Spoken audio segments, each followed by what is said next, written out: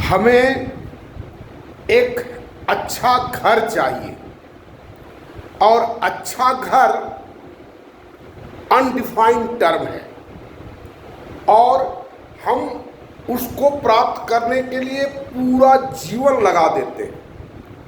बहुत ऐसे आदमी हैं, बल्कि 60% 70% आप कह सकते हैं, जो अपना निजी घर अपने कमाई से बनाने में वो जीवन भर में सफल नहीं हो पाते। नहीं हो, उस बीच में बहुत सारा काम आ जाता है, एक इच्छा, और उस घर को बनाने में जीवन भर संघर्ष करते हैं। हमको अच्छी शिक्षा चाहिए, हम जमीन गिरवी रख करके गोल्ड लोन लेकर के हम अपने बच्चों की शिक्षा की व्यवस्था करते हैं। भले वह शिक्षित होकर के वह बेरोजगार रह जाए, उसको कोई काम न मिले, हो सकता है जहर खा ले, सुसाइड कर ले। इन सारी विपरीत परिस्थितियों को देखते हुए भी हम ये प्रयास करते हैं। हमें शुद्ध हवा चाहिए, हमें शुद्ध पानी चाहिए, सब कुछ हमें चाहिए, और उसके लिए हम कोई खर्च नहीं करना चाहते। अपनी निजी आवश्यकताओं के लिए जी जान लगा देते हैं खर्च करने के लिए, लेकिन राष्ट्रीय आवश्यकताओं के लिए, सभी लोगों की आवश्यकताओं के लिए हम जरा सा भी उसके लिए सोचते ही नहीं है। खर्च करना तो दूर रहे, हम उस पर सोचते ही नहीं है। एक तबका वैसा होता है। दूसरा होता है, उनको लगता तो जरूर है कि ये होना चाहिए, लेकिन चेष्टा ये करते हैं कि कोई करे, हमको नहीं करना पड़े।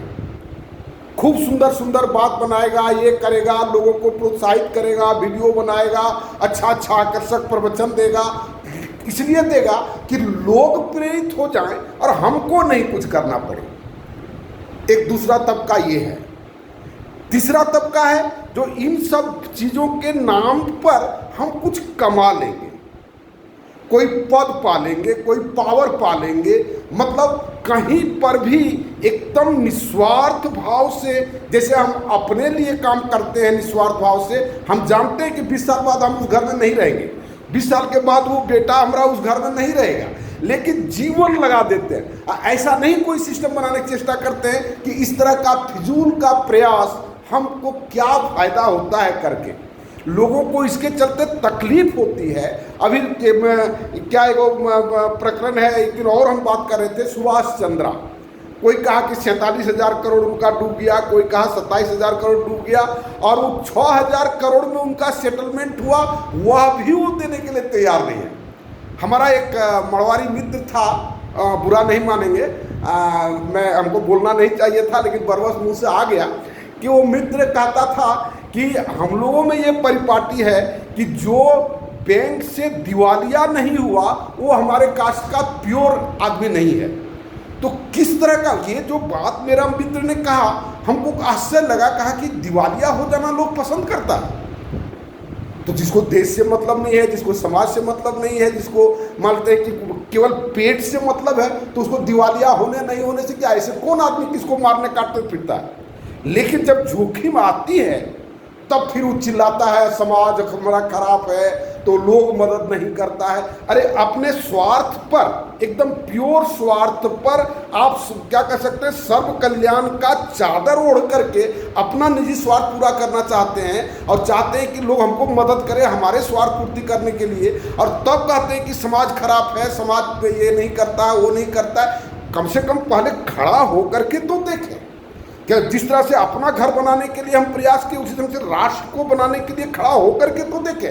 हम असफल हो जाएंगे।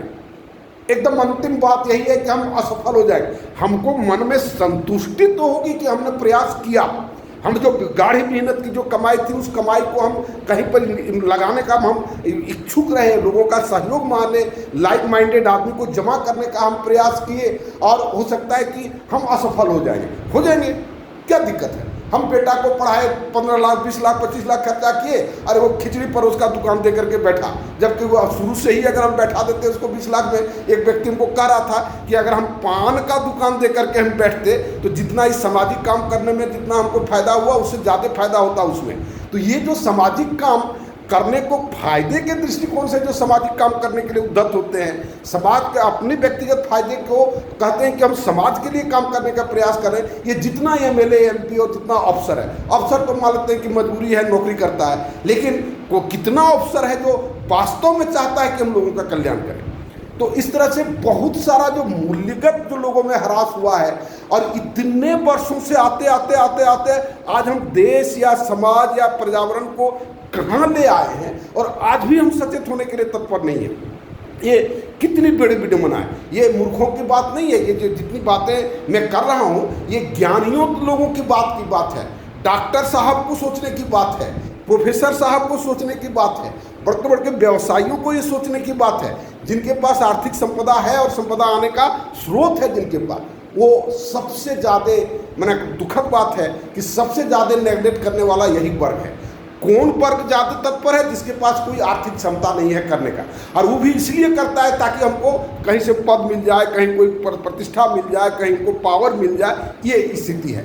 तो इतनी मैंने भयानक मानसिक परिस्थिति में भी अगर कोई कह सकते हैं कि ये मैंने मूल्यहीनता का झंझावात है, और इस झंझावात में कोई व्यक्ति हिम्मत तो करे कि हम खड़ा होंगे, और हम वैसे सारे व्यक्तियों को हम इनवाइट करते हैं, लाइक माइंडेड आदमियों को इनवाइट करते हैं कि आप आएँ, माई न्यू सोशल सिस्टम को आप देखें, और देख करके हो सकता है कि हम उसमें कुछ कमी हो, उसको देखिए तो पहले आप उसमें क्या सुधार कर सकते हैं, उसको शॉर्टकट बना सकते हैं। एक मित्र ने कहा कि ये सेंटेंस आप लिखिए, इस सेंटेंस के जगह पर ऐसा सेंटेंस होता तो अच्छा होता। कि हाँ, बहुत अच्छी बात है, हमको भी सुन करके अच्छा लगा।